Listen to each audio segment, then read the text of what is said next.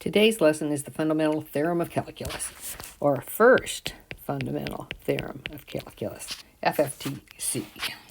And we get to do definite integrals. Okay, so I'm going to integrate this definite integral. They like to use capital F's and little f, so we'll keep with the notes here. But I like this instead. A to b f prime equals f of b minus f of a. They use capital F of b minus capital F of a. F is the antiderivative. Okay. Big F minus little f. Minus big F of a. All right.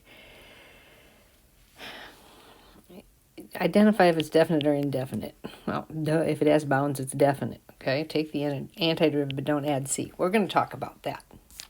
Okay.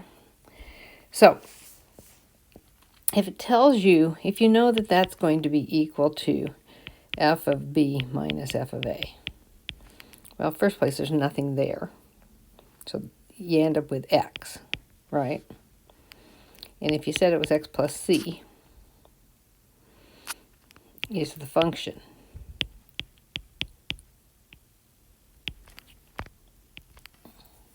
And you put in f of b minus f of a, you'd have 4 plus c minus 1 plus c. And c minus c, they go away. So you don't just not put the c there. It cancels it out. So essentially, yeah, you don't put it there, but it's because it cancels and goes away. All right? So let's do this problem, and I'll show you the notation I expect when you take these tests. If you're writing a free response question, and this was your problem to integrate, you find the antiderivative, which is x. Make a vertical line, the lower bound, upper bound. And then you show it plugged in. 4 minus 1, and the answer is 3. And let's think about that. If this is the function x, okay, or if I'm going to graph what's there, what am I putting there? 1, right? So that's a horizontal line at 1. And I'm integrating from 1 to 4. What's the area of that? 3. All right. Here I'm going to find the antiderivative, so you get x squared over 2 minus 3x, and I'm going to evaluate it at 1 and 2. Then you plug them in, so you have 4 over 2 minus 6 minus 1/2 minus 3.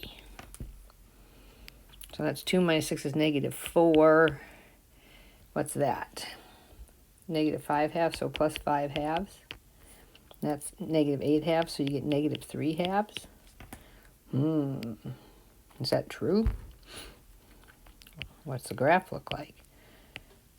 It goes through negative 3, and the slope is 1, and I'm integrating from 1 to 2. Negative 3/2, yeah, that's probably right. It's negative area, it's below the curve. Nifty, isn't it? All right. Let's rewrite that one. It's a 1/4, and actually you can put that 1/4 out front. Let's do that. You can put your 1/4 here, and then you have x minus x to the 1/2 power. So I have 1/4. My antiderivative is x squared over 2 minus x to the, hang on, we'll do this in my head. X to the 3/2 divided by 3/2, which is the same as 2/3. And I evaluate, then I make a horizontal line, evaluate from 0 to 1. Now you just have ugly math to do. It's 1/2 minus 2/3. So that's the first one. And then you plug in 0, and you got 0. So that's not too bad. So what's this? That's 3/6 and 4/6. 3/6 minus 4/6 is negative 1/6 times 1/4 is negative 1 over 24. Ooh, there you go. Guess we'll do this one too. So it's 3 you have x to the 1/2, so it's x to the 3/2, so times 2/3. And you evaluate from 1 to 4. 2 times 4 to the 3/2. Oof. Minus 2 times 1 to the 3/2. What is that? The square root of 4 is 2. 2 cubed is 8. Times 2 is 16. Minus 2 gets you 14. Nice.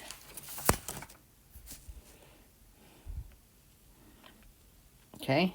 It says, now find the area of the region bounded by y equals 2x squared minus 3x plus 2, and x equals 0 and x equals 2. Well, those are vertical lines, right? So if I graph x equals 0, and I graph x equals 2, and I graph that parabola, it goes like that. So I'm looking for this area right here. So I'm going to integrate from 0 to 2 of 2x squared minus 3x plus 2 dx. Find your antiderivative. So you have 2x cubed over 3 minus 3x squared plus 2x. And I'm going to evaluate it at 0 and 2. Well, the 0 goes away, thank goodness. So 8, so that's 16 over 3 minus 12 over 2 plus 4. Whatever that is. Do we want to do the math? Probably not. You can do the math. Okay, find the area bounded by the region y equals negative x squared plus 4x and y equals 0. Y equals 0 goes this way. Negative x squared plus 4x goes this way. So what do I need? I need these intersections. So I have to set negative x squared plus 4x equals to 0. You factor out an x and you get negative x plus 4. So x equals 0 and x equals 4. Oh, my picture's bad. Not too bad. I can get rid of this. And move it over here. Ta-da! Okay, so it didn't give me bounds like this one. I had to find the intersections. That's why you draw a picture. So now I integrate from 0 to 4 of negative x squared plus 4x dx.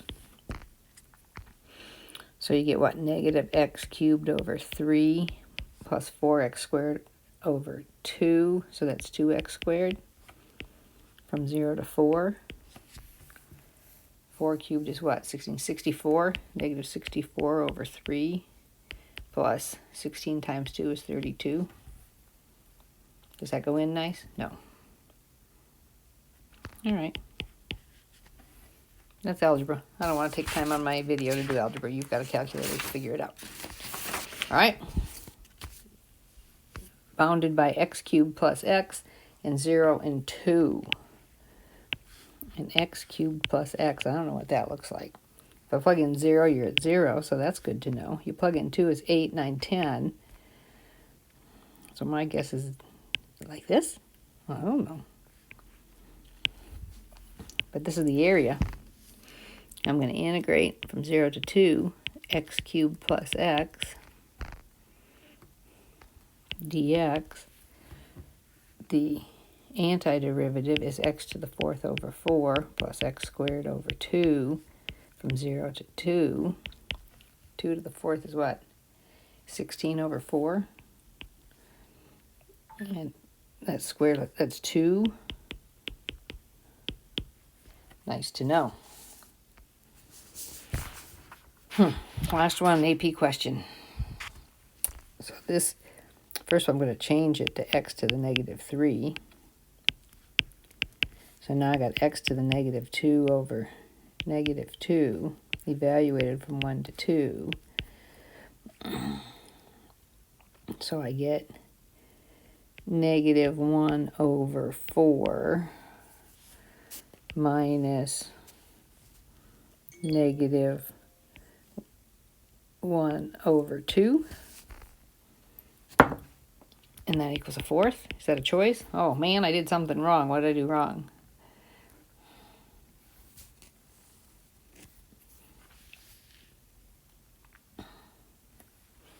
Negative 3, if you add 1, you get to negative 2, divided by negative 2. So that's 1 over negative 2x squared. Oh, there's the problem. 2 squared is 4, minus 2 is 8. So you have negative 1/8 plus 4/8. Did I do this wrong? No, that's right. And you get 3/8. Alrighty, so that's all there is to that notes. Go back and get the second notes. It talks about the average value of a function, which is kind of like the mean value theorem. Okay, it's the mean value theorem for functions like we had for the mean value on derivatives or of a function. What they're trying to do is find the average y values for a function. Okay, and this is what it looks like. If you integrate from a to b of f of x dx, there's going to be some point c that you multiply by the difference. All right, and I'm going to draw the picture. It'll make more sense. So here's my function, and I'm integrating from a to b. When I integrate, that means I'm accumulating y values. And I'm adding up every single one of these y values.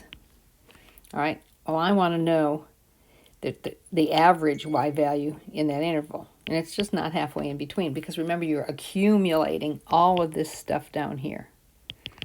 And so what this is telling me is that there's some point c in here that if I took that f of c, so that height, and made a rectangle from a to b, the area of under the curve is equal to the area of the rectangle. So the part over here and those will be equal. And your goal is to find it. Okay, so the average value of a function is f of c, the y value, and it can be found by doing 1 over b minus a, integration of a to b of f of x dx. That you need to know. You need to understand that. When it asks for average value, you know you have to multiply your integral by 1 over b minus a. All right? That's how it works. Find the average value. 3x squared minus 2x on the interval from 1 to 4. Okay? So you're going to take 1 over 4 minus 1 and integrate from 1 to 4, 3x squared minus 2x dx. So 1 minus 4 is 1/3. My integration is x cubed minus x squared, and I evaluate that from 1 to 4. So that's 1/3. You plug in 4, you get 64 minus 16. And then you plug in 1, and you get 1 minus 1 is 0. And if you do the math, you end up with 48 over 3, which is 16. So the average value on that interval is 16.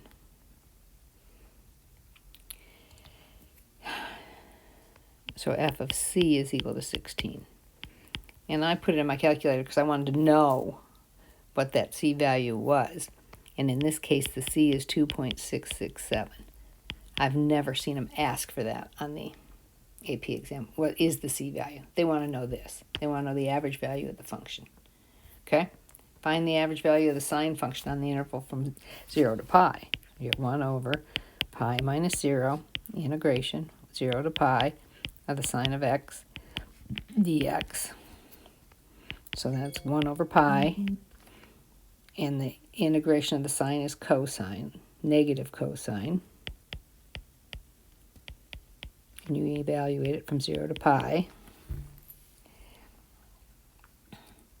So now I have 1 over pi times negative cosine of pi minus a negative cosine of 0.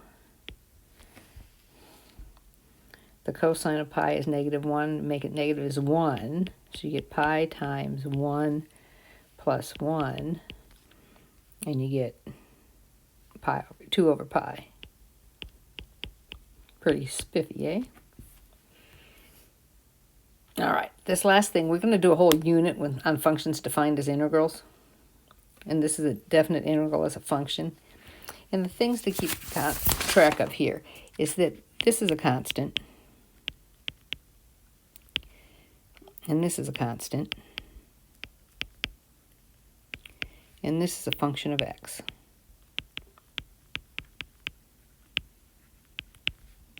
Okay. And this one, this is a constant. That's a function of x.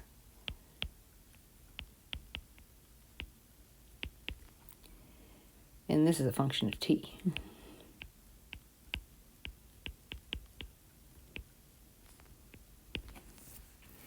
So if I'm going to evaluate this from 0 to x of the cosine of t dt,